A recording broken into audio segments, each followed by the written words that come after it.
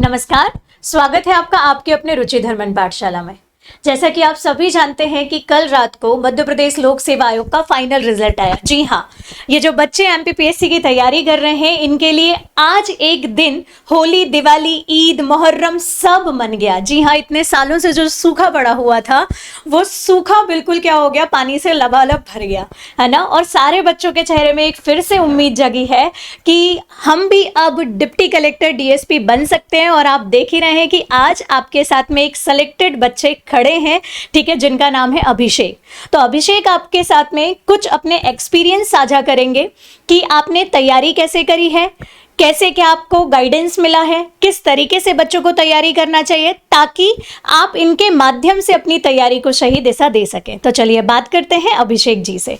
सबसे पहले अभिषेक, आपको बहुत बहुत धन्यवाद कि आप इतनी अच्छे पद पर पहली बार में सेलेक्ट हुए। क्या कहना चाहेंगे आप बच्चों को?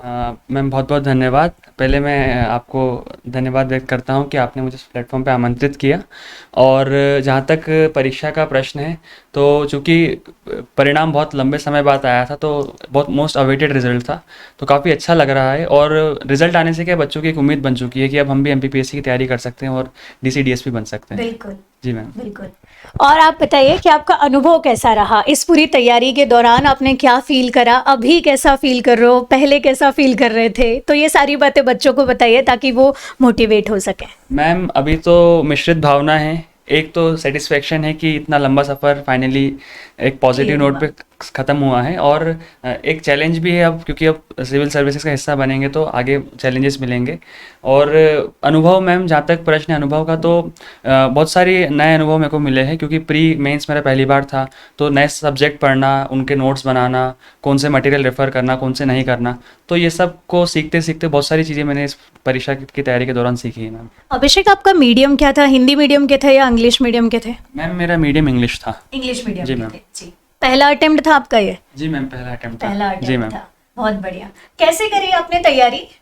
मैम क्या स्ट्रेटेजी थी आपकी तैयारी में, बच्चों को बताएं। जी मैम। मैम जैसे कि अपन को पता है कि एग्ज़ाम 3 स्टेजेस में होती हैं, तो हर स्टेज की अपनी अपनी अलग अलग तैयारी होती है। तो जहाँ तक प्री का प्रश्न है, तो प्री मोस्टली फैक्चुअल एग्ज़ाम है। और लेकिन अगर अपन प्री के प्रीवियस ईयर जो क्वेश्चन है उनको एनालाइज करें, तो अपन को लगता है कि कुछ टॉपिक हर बार रिपीट होते हैं, जैसे सेंसस हो गया, नेशनल पार्क हो गए, ज्योग्राफी के कुछ पोर्शन हो गए, कमीशन के क्वेश्चन हो गए। तो यदि उनको बार बार हम ध्यान से पढ़ें, तो कभी पेपर टफ भी आता है तो हम आराम से कट ऑफ क्लियर कर सकते हैं। और साथ साथ बच्चों को इस बात का भी ध्यान रखना चाहिए कि एमपीजी के हमेशा हमारा एकदम टॉप मोस्ट होना चाहिए प्रायोरिटी पर, क्योंकि वो एक सेवियर की तरह काम करता है अगर पेपर मतलब हम अगर ये देखें कि प्रीलिम्स में अगर आपको क्वालिफाई प्रीलिम्स करना है तो एमपीजी के आपको स्ट्रॉन्ग करना है। इसके अलावा मैम, इसके अलावा जैसे मैंने बताया कुछ टॉपिक रिपीट होते हैं, कमीशंस और पॉलिटी, ये काफ़ी इंपॉर्टेंट है।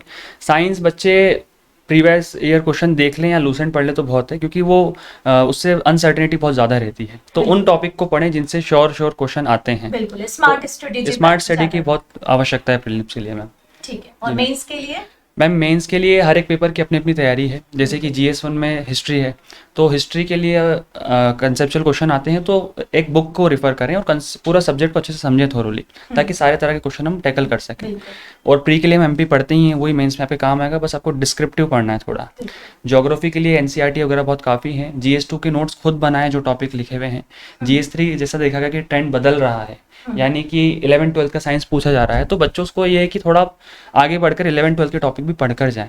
और सबसे महत्वपूर्ण बात ये है कि यदि आप पूरे मेंस को देखें, तो आखिरी के जो पेपर हैं GS4, हिंदी और निबंध, ये तीनों की तुलना में बहुत ज़्यादा इंपॉर्टेंट है। जहाँ आप हिस्ट्री पढ़कर केवल 30 नंबर लेते हैं और आपको तीनों हिस्ट्री पढ़नी पड़ती है, एंशिएंट, मिडाइवल, मॉडर्न, उसके बाद आपके 30 नंबर फिक्स होते हैं, उसमें भी गारंटी नहीं होती।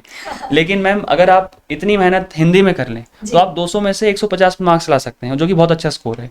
निबंध में कर ले तो आपका कट ऑफ क्लियर हो सकता है, और बहुत से बच्चों को ऐसा देखा गया है कि उनका निबंध में कट ऑफ ही क्लियर नहीं होता, तो डिस्क्वालीफाई हो जाते हैं मैम, तो बाकी पेपर का अर्थ नहीं बचता। आप इंग्लिश मीडियम में थे, तो आपको हिंदी मतलब कैसे क्या लगी? मैम हिंदी इतना सारा मैंने पहली बार लिखा है एमपीपीएससी में, तो मेरे लिए तो चैलेंजिंग टास्क था। तो मैंने हिंदी जो है वो आपसे, रुचि मैम से पढ़ा था पूरा। मैम आपसे पढ़ा था पूरा, क्योंकि मेरे को लगता है कि मेरे जो स्कोर है उसमें हिंदी का बहुत बड़ा योगदान है कि एक डिसेंट स्कोर मेरा आ पाया और मैं कट ऑफ क्लियर कर पाया। और अब तो और ज़्यादा सुविधा हो चुकी हैं कि उस समय हमने आपसे प्रत्यक्ष रूप से पढ़ा था हिंदी। अब तो ऑनलाइन प्लेटफॉर्म आ चुके हैं। आपका भी एक नया चैनल है, मैंने सुना है, रुचि धर्मन पाठशाला के नाम से है। उस पर भी मैम आप काफ़ी अच्छा कंटेंट बच्चों को प्रोवाइड कर रहे हैं। तो यदि कोई बच्चे फ्यूचर में तैयारी करना चाह रहे हैं, घर से दूर हैं, हिंदी से स्कोरिंग सब्जेक्ट को कवर करना चाहते हैं, तो आराम से इस ऑनलाइन प्लेटफॉर्म के माध्यम से जुड़ सकते हैं, आपके साथ तैयारी हाँ, कर सकते हैं। मेरी भी यही कोशिश रहेगी कि रुचि धर्मन पाठशाला में जितनी ज़्यादा से ज़्यादा मैं हिंदी प्रोवाइड कर सकती हूँ और जितनी जल्दी प्रोवाइड कर सकती हूँ मैं करूँगी, क्योंकि ऑनलाइन क्लास में अभी हम बिल्कुल नए आए हैं। अभिषेक जो है वो हमारे ऑफलाइन क्लास के बच्चे रहे हैं और इन्होंने शायद आपने पूरी सारे सब्जेक्ट की कोचिंग करी है या सेल्फ स्टडी करी है? मैम बाकी सब्जेक्ट मैंने सेल्फ ही पढ़े हैं, खुद के नोट्स बनाए हैं, खुद से बुक सिर्फ रेफर, आपने हिंदी के लिए क्लास सिर्फ हिंदी के लिए ज्वाइन क्लास ज्वाइन करी थी, क्योंकि हिंदी अपने आप में जैसे मैंने बताया स्कोरिंग सब्जेक्ट है जी। और हिंदी और पे आप ध्यान इंग्लिश मीडियम के देके, और हो इंग्लिश मीडियम का भी है, तो उससे थोड़ा डर भी लगा हुआ था मन में कि हिंदी की वजह से पेपर ना रुक जाए, तो इसलिए मैंने हिंदी की कोचिंग करी थी अलग से, आपसे पढ़ा था हिंदी स्पेसिफिकली। ठीक है, तो मेरे लिए मतलब ये इतने बड़े अचीवमेंट की बात है, क्योंकि इंग्लिश मीडियम के बच्चों के लिए जो हिंदी रहता है ये बहुत बड़ा एक हवा टाइप का है कि हम हिंदी को कैसे सॉल्व करें, कैसे लिखें। और यूजुअली होता क्या है कि हिंदी हो गया, एथिक्स हो गया और निबंध हो गया, ये सबसे लास्ट में आते हैं बच्चों। तो सबसे लास्ट में आने के कारण या कोचिंग में भी या कहीं पर भी इसको पढ़ाया भी सबसे लास्ट में जाता है। बच्चे इसकी तैयारी भी तैयारी शायद लास्ट में करते हैं। सबसे लास्ट में करते हैं, पहले करनी चाहिए। जबकि अच्छा पहले यही करनी चीज, चाहिए। और ये बात मैं क्लास प्रोग्राम में बच्चों में समझाती हूँ, लेकिन आपको सेलेक्टेड लोगों से सुनने में शायद और ज्यादा मतलब बोलना चाहिए, उसमें स्टाम्प लग जाता है, सील लग जाती है कि मैडम शायद सच बोल रहे होंगे। आपके सामने अभिषेक है, अभिषेक अपने क्लास प्रोग्राम के बच्चे रहे हैं, ऑनलाइन इन्होंने नहीं किया है अटेंड, लेकिन मुझे याद है अभिषेक को कि एक एक चीज इन्होंने बिल्कुल पूछी है कि मैम ये मात्रा कैसे लगाते हैं, छोटाई की मात्रा कैसे लगाते हैं, बड़ाई की मात्रा कैसे लगाते हैं। शायद अभिषेक याद होगा आपको कि बिल्कुल अपन याद है, बिल्कुल। बैठ के इन सब चीजों पे बिल्कुल डिस्कशन डिस्कशन करते करते रहते थे। मैं मैम को निबंध लिख के बताता था, मैम उसमें गलतियां छांटती थी और मेरी बहुत सिली मिस्टेक्स होती थी कि मैं बड़ी की छोटी की मात्रा पहचान नहीं पाता था। तो ये थोड़ा डर मेरा दूर हुआ प्रत्यक्ष रूप से पढ़ने से, और एक हिंदी में कॉन्फिडेंस भी आ गया। अब ऐसा है कि मैम जैसे कभी मैं कोई भी एग्जाम के लिए अपेयर होता हूँ तो हिंदी मेरे को अलग से नहीं पढ़ना पड़ता। अरे वाह यार। तो हिंदी एक सेफ स्कोर मेरा रहता ही है कि 20 क्वेश्चन आ रहे हैं ऑब्जेक्टिव एग्जाम में, तो मैं आराम से हिंदी को कवर कर पाता हूँ। तो एक पढ़ने से मेरे को क्या हिंदी में कॉन्फिडेंस आ चुका है, तो ये फ़ायदा मुझे प्रत्यक्ष रूप से पढ़ने में मिला है मैम। आपके लिए नहीं, ये मेरे लिए भी बहुत बड़ा अचीवमेंट है, क्योंकि इस बार मतलब जो बच्चे हैं पर्टिकुलर जो हिंदी पढ़ रहे थे, मेंस तो पढ़ा ही, लेकिन उन्होंने बोला कि मैम हिंदी से हमको डर लगता था, खासकर इंग्लिश मीडियम के बच्चे।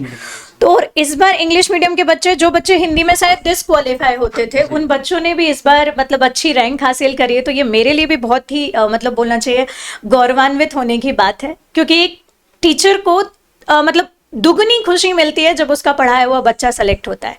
और ये मेरे लिए ऐसा लग रहा था रात में, जैसे जब आप लोगों के कॉल आ रहे थे या आप लोगों का सिलेक्शन मैंने देखा कि यार अपने पढ़ाए हुए बच्चों में से हो रहा है, तो ऐसा लग रहा था कि खुद का सिलेक्शन हो गया है ना। और कुछ आप बच्चों को बोलना चाहेंगे कि कैसे क्या इनको ध्यान में रखना है, क्या क्या बातों को ध्यान में रखना है, ताकि एक बार में जैसे आप सेलेक्ट हुए वैसे ये सेलेक्ट हो जाए? मैम कुछ बेसिक बातें बच्चों को ध्यान में रखनी चाहिए तैयारी से पहले। देखिए किसी भी एग्ज़ाम को तैयार करने से पहले आवश्यकता होती है कि हम सिलेबस को और प्रीवियस ईयर क्वेश्चन को अच्छे से समझें, क्योंकि ये स्टेपिंग स्टोन होता है, इसके बिना हम तैयारी नहीं कर सकते। तो दोनों को साथ में लेके एनालाइज करके पढ़ें, ऐसा नहीं अपन अलग अलग पढ़ सकते हैं। तो एक बार इसकी समझ हो गई तो आपका आधा काम हो जाता है, आपको आइडिया लग जाता है कि क्वेश्चन कहाँ से आ रहे हैं, कौन सा टॉपिक इंपॉर्टेंट है। दूसरा, जैसे मैंने बताया कि प्री के लिए टेस्ट सीरीज बहुत इंपॉर्टेंट है, टेस्ट सीरीज बहुत इंपॉर्टेंट है, मेंस के लिए भी इंपॉर्टेंट है मैम। पर प्री में क्या होता है, बच्चे अक्सर घबरा जाते हैं क्योंकि उसकी डायमेंशन नहीं रहती। तो प्री में टेस्ट सीरीज इंपॉर्टेंट है, फैक्ट अपने अच्छे होने चाहिए, एमपीजी का अच्छा होना चाहिए। आपका लगता है यदि मेंस में स्कोर आ रहा, प्री का स्कोर आ रहा है और आप मेंस के लिए क्वालिफाई हो रहे हैं, या फिर प्री के नोटिफिकेशन आने में टाइम है, तो मेंस के नोट्स पहले से तैयार रखें। हर टॉपिक के 2 से 3 पन्ने के नोट्स होने चाहिए, ताकि 6 पेपर लगातार होते हैं तो छोटे नोट्स से हमारे को रिवीजन के लिए बहुत सहायक सिद्ध होते हैं मैम। तो ये बहुत महत्वपूर्ण बातें हैं जो बच्चों को ध्यान में रखनी चाहिए मैम। ठीक है जी मैम। और इंटरव्यू का अनुभव कैसा रहा? मैम मेरा इंटरव्यू मेनली डेफ के आसपास ही घूमा था। अच्छा, कुछ बच्चों का कहना ये था कि मैम हमको तो डेप्थ से बिल्कुल नहीं पूछा, तो आपका पूरा इंटरव्यू डेप्थ से हुआ? Ma'am most of the portion मेरा डेफ से था, क्योंकि हॉबी पे बात हुई। मेरी हॉबी कविता लेखन है, तो परफॉर्मिंग आर्ट है, और मैडम बैठी थी तो उन्होंने मुझसे कविता सुनवाई, और मैं निर्धारित करके गया था कि अगर कोई मैडम होगी तो मैं जो मैंने अपने माँ को समर्पित करके कविता लिखी वो बोलूँगा। उससे क्या एक सॉफ्ट कॉर्नर, अब इंटरव्यू पैनल में बना सकता हूँ। तो मैंने वो कविता बोली, वो जो हमारे चेयरपर्सन सर थे उनको भी अच्छी लगी। उससे शायद अब बच्चों के मन में ये आ रहा होगा कि ये कविता जो सुनाई है वो आपको भी सुनना है, तो अभिषेक से हम यहाँ पर रिक्वेस्ट करेंगे कि वो कविता सुनाए। और ये बात शायद अभिषेक को मैंने पहले भी बोला था कि कविता लेखन अगर आपका इंटरेस्ट है तो आप इसको अपनी हॉबी पर और वहां पर जाकर जरूर सुनाना। तो वही कविता हम यहाँ पर सुनेंगे, सुनाओ। जी मैम, जो इंटरव्यू में मैंने कविता सुनाई थी उसका शीर्षक है माँ तेरी रसोई। और रसोई के माध्यम से घरेलू स्त्री की जो वेदना होती है उसको मैंने प्रकट करने का प्रयास किया था। तो कविता कुछ इस तरह से है कि झरोखे थक गए देखकर समक्ष बदलते नजराने, शाममय हुआ गगन लगे दरवाजे घबराने, लेकिन इस बदलते रंग से अब भी अछूता कोई है, चलती रहती जो हमेशा वो माँ तेरी रसोई है। बहुत बढ़िया। सर्दी हो या गर्मी हो या हो सावन की झिलमिल बहार, शादी ब्याह हो या हो होली दिवाली का त्योहार, अतिरिक्त कार्यभार लेकर भी वह थक कर ना सोई है, चलती रहती जो हमेशा वो माँ तेरी रसोई है।